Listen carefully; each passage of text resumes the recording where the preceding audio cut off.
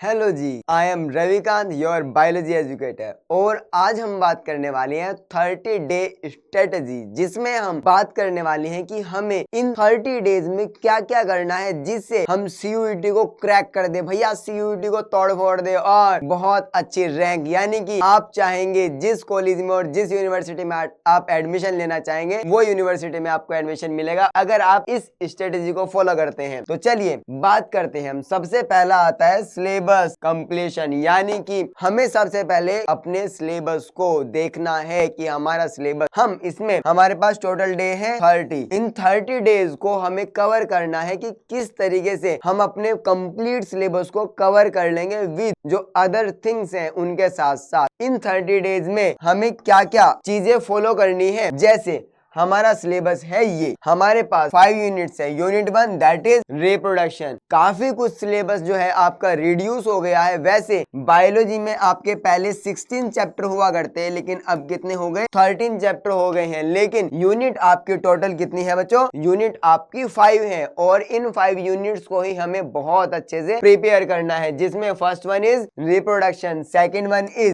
Genetics and evolution, third one is biology and human welfare, next biotechnology and its application, and next fifth आती है ecology and environment. ये 5 जितने भी ये 5 unit है ये एकदम अलग हैं, लेकिन बहुत इंपॉर्टेंट यूनिट सभी हैं। कभी आप ये सोचे कि इसमें से 10% आएगा, इसमें से 20% आएगा, ऐसा कुछ नहीं है बच्चे। सभी यूनिट्स बहुत इंपॉर्टेंट है और ये सभी के सभी आपको बहुत अच्छे से लर्न करनी है। इसके लिए आपको एक छोटी सी बात बता देता हूँ। जैसे आपके पास टोटल 30 डेज हैं और उन 30 डेज में हम 1 और 2 डे हम सिलेबस को कवर करने के लिए 1 और 2 सिर्फ हमारे पास 2 दिन है और 2 दिन में हमें पूरा का पूरा सिलेबस उसको एक बार देखना है कि हमारे सिलेबस में क्या डिडक्ट हुआ है, क्या उसमें एड ऑन हुआ है, क्या नई चीजें हैं जो आई है या क्या वो चीजें हैं जो उससे रिड्यूस हो गई हैं। तो यही हमें उसमें देखना है। उसके बाद जो हमारे 15 डेज बचते हैं, 15 डेज जो हमारे 15 डेज बचेंगे, इन 15 डेज में हमें कितनी 13 चैप्टर्स यानी कि 5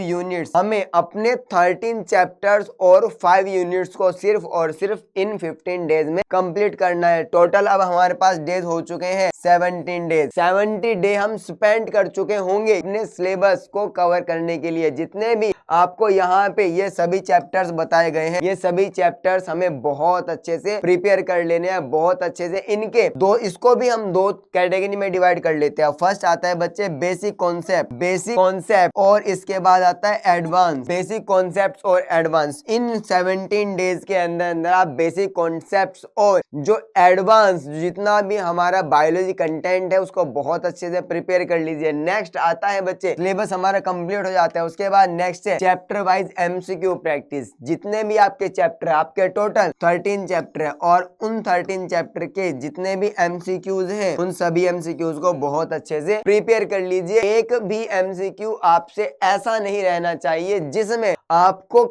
उस एमसीक्यू के जो 4 ऑप्शंस हैं उन 4 ऑप्शंस में से कोई भी एक ऑप्शन ऐसा नहीं होना चाहिए जिसके बारे में आपको नहीं पता हो। अगर किसी एमसीक्यू में 4 ऑप्शन है जिसमें एक के बारे में आपको पता है जो कि राइट है, लेकिन बाकी जो 3 रॉन्ग है वो किसको शो कर रहे हैं, किसको डिबेट कर रहे हैं, वो आपको जरूर पता होना चाहिए। ठीक है, चैप्टर बाय एमसीक्यू बेटे लर्न करना बहुत जरूरी है। अगर आप एमसीक्यूज की प्रैक्टिस नहीं करोगे चैप्टर वाइज तो आपको चैप्टर के जो एडवांस कॉन्सेप्ट्स हैं वो बिल्कुल भी समझ में नहीं आ पाएंगे।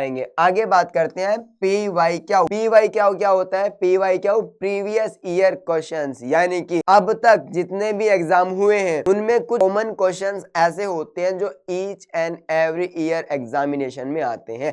जितने भी आगे के ईयर्स होंगे उन आगे ईयर्स वाले एग्जामिनेशन में वो आते रहेंगे, आगे वाले एग्जाम्स में वो आएंगे। इसीलिए PYQ बहुत जरूरी है। और किस तरीके से चैप्टर वाइज एमसीक्यू जो हमारे पास 17 डेज हमने कवर किए थे उसके उसके बाद हमारे पास 13 डेज बच जाते हैं, 13 डेज हमारे पास बच जाते हैं। अब ये हमारा फर्स्ट पोर्शन था जो हम कवर कर चुके हैं, क्लियर है इतना। उसके बाद जो बाकी 13 डेज बचे हैं, इनमें से 13 डेज बचे हैं उनमें से हम 5 डेज को कवर कर लेते हैं एमसीक्यू, जो चैप्टर वाइज एमसीक्यू हम कवर कर रहे हैं। उसके बाद बचे हुए जो बाकी 5 डेज हैं उनको हम यूज करते हैं PYQ में, जो हमारे प्रीवियस ईयर क्वेश्चंस हैं। बहुत अच्छे से इनको प्रिपेयर कर लीजिए। बात करते हैं आगे। उसके बाद मॉक टेस्ट। अब हमारे पास बच जाते हैं 3 डेज, बच जाते हैं 3 डेज। इन 3 डेज में मॉक टेस्ट दीजिए और मॉक टेस्ट की प्रैक्टिस करते रहिए। मॉक टेस्ट की प्रैक्टिस आप करेंगे तो आप बहुत अच्छे से समझ जाएंगे कि आपके जितने भी एमसीक्यूज हैं जो आपने अब तक पढ़े हैं, चाहे वो एमसीक्यू चैप्टर वाइज एमसीक्यू पढ़े हो, चाहे वो आपने PYQ पढ़े हैं,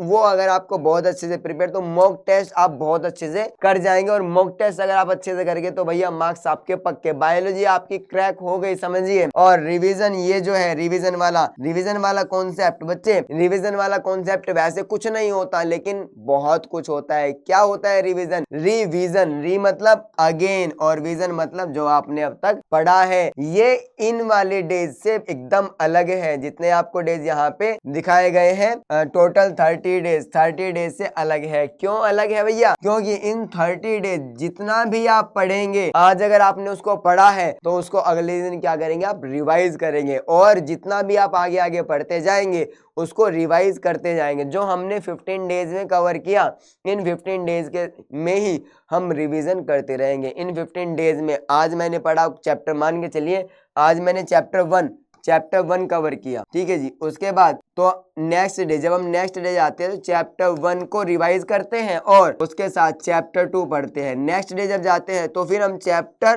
1 + 2 को रिवाइज करते हैं और जो 3rd चैप्टर है उसको पढ़ते हैं। तो बच्चे ये जितनी भी स्ट्रेटेजीज हैं इनको बहुत अच्छे से अप्लाई कीजिए और इसकी गारंटी हम लेते हैं कि भैया अगर आप इनको फॉलो करेंगे तो बायोलॉजी CUET एग्जाम्स में आप अच्छा स्कोर कर पाएंगे। लेकिन मोस्ट इंपोर्टेंट पार्ट आपका रहेगा syllabus. First important thing is complete your syllabus. अपने सिलेबस को 100% कर लीजिए। चैप्टर वाइज MCQ बहुत अच्छे से कीजिए, PYQs प्रीवियस ईयर क्वेश्चंस बहुत अच्छे से करने हैं बच्चे, और मॉक टेस्ट यानी कि प्रैक्टिस करना है उन क्वेश्चंस की। और next is revision, revise all these things. जितनी भी ये चीजें आपको बताई गई है इनको रिवाइज कीजिए। आई होप MCQs की प्रैक्टिस के लिए बच्चे हम लाइव सेशन लेते हैं जिसमें बहुत सारे इंपॉर्टेंट MCQs, कुछ प्रीवियस ईयर क्वेश्चंस होते हैं और वो क्वेश्चन जो बहुत इंपॉर्टेंट होते हैं आपके एग्जाम में आ सकते हैं, तो उन क्वेश्चंस को बहुत अच्छे से हम प्रिपेयर कराते हैं। तो आप उसके लिए आप लाइव सेशन में जरूर जुड़िए, लाइव सेशन को जरूर से ज्वाइन कीजिए, जिससे आप बहुत सारे MCQs की प्रैक्टिस कर सकते हैं। बाकी प्रैक्टिस करते रहिए और जितने भी अगर आपको स्ट्रेटेजीज बताइए इन सबको आप फॉलो कीजिए और मैं गारंटी लेता हूँ कि आपका